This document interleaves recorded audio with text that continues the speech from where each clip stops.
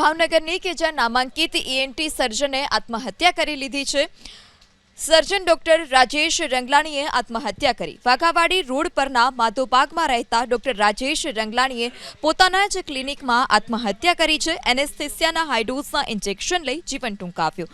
ઘટનાની જાણ થતાં મૃતક તબીબના પરિવારજનો, અન્ય તબીબો અને મિત્રો પણ તાત્કાલિક ક્લિનિક પહોંચ્યા।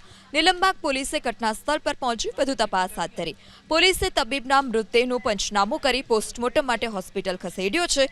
તબીબ રાજેશ રંગલાણીએ કયા કારણોસર આત્મહત્યા કરી છે તે કારણ હજી સુધી સામે નથી આવ્યું। પોતાના જ ક્લિનિકમાં આત્મહત્યા કરી છે। એનેસ્થેસિયાના હાઈડોઝના ઇન્જેક્શન લઈ જીવન ટૂંકાવ્યું।